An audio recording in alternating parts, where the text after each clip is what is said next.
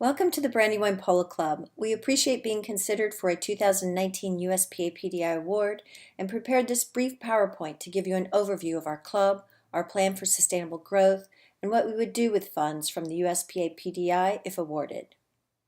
Brandywine Polo Club, established in 1950 by James McHugh, a former Yale player, is a 122-acre facility located in the heart of Pennsylvania and surrounded by mushroom farms.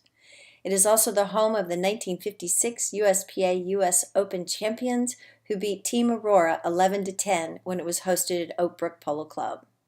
The club has 4 grass fields, 2 off-site and 2 on, 1 arena, stabling for 100 horses, paddocks, and an open-air pavilion.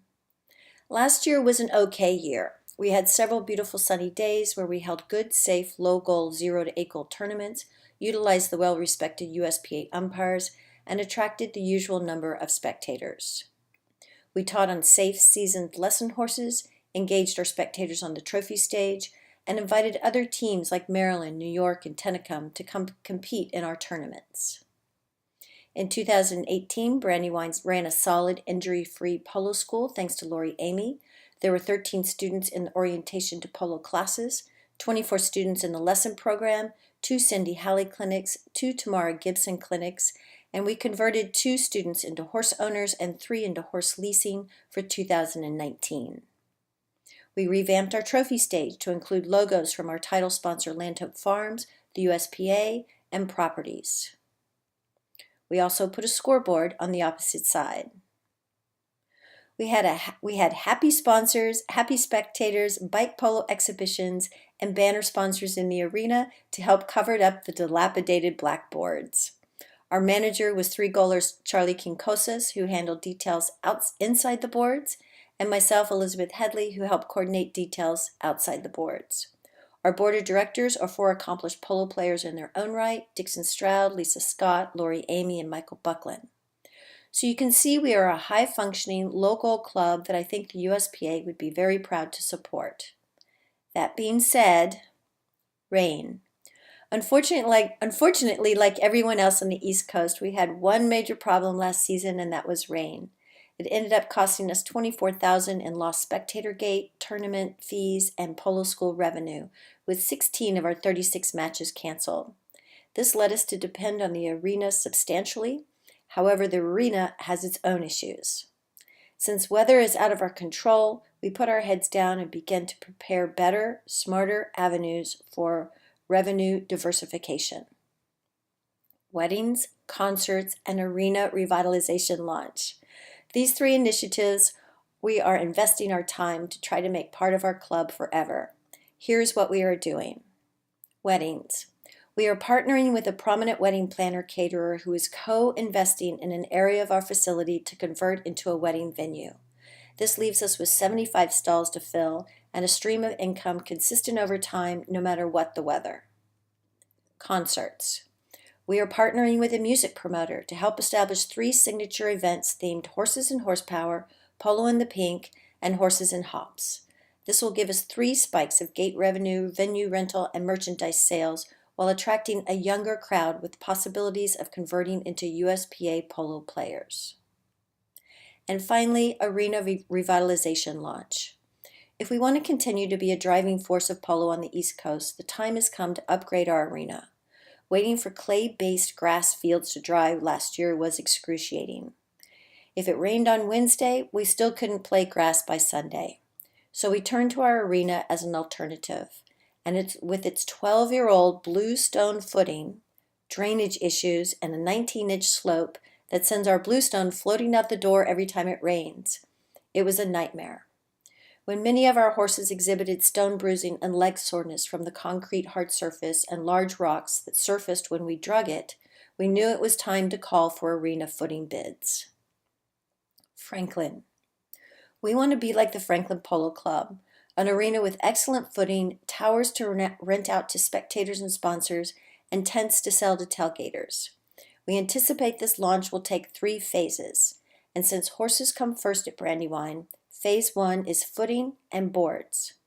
The footing bids came in with an average of $25,000, while the 2-inch by 8-foot pressure-treated boards came in at $6,000. This is the year to take Brandywine to the next level, a sustainable level, going from a tired arena that deteriorates annually, losing revenue weekly, to a revitalized facility we can play, teach consistently, rent out to other events, and monetize sustainably. As one of Polo's most significant East Coast polo venues, where polo greats such as Ray Harrington, Jimmy Newman, and Dixon Stroud played for years, our goal is to one day host the USPA's US Arena Open. All the pieces are in place, from staff to a great board of directors, spectators, and sponsors. Speaking of sponsors, in order to kick off Phase 1 of Brandywine's Arena Revitalization launch, we are approaching one of our stronger sponsors, Malvern Bank, giving them naming rights in exchange for $10,000, hoping they will come through to give us a kickstart. So here's what we know. Here's what we need for an Arena Revitalization launch. Footing cost is $25,000. Boards are $6,000. If we can get $10,000 commitment from Malvern Bank, our total need to revitalize our arena is $21,000. This will allow us to teach and play in wet weather and revitalize a tired arena that we can finally monetize through venue rentals, concerts, and more. We don't need help with the wedding venue, and we don't need help with the concerts, but we would definitely appreciate to be considered to receive support from the USPA PDI program for our arena. Phase 2 would be the lights like Great Meadow, creating a home run for Brandywine for years to come. And then Phase 3 are the towers like you see here, something we could rent out, have a merchandise store underneath, and restrooms instead of porta potties. And last but not least is marketing. Brandywine Polo has not taken out an ad in a magazine in a million years.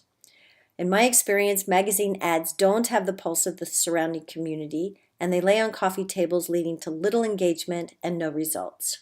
But after careful research, I did find one magazine that was engaged locally. It's called Fig. And for $1,600, we can run a full-page, full-story ad that goes out to 17,000 in print distribution, more through online traffic, plus 6,822 Facebook followers.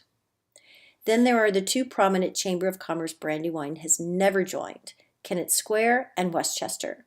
Combined, their membership is 1,500. Both of these marketing efforts would help us grow our spectator base and possibly book business events in the pavilion. So here's what we need the funds for and how they would be spent, the very valuable USPA PDI 2019 funds. Again, the horses come first, so number 1 is School Horse Winter Board at $6,000.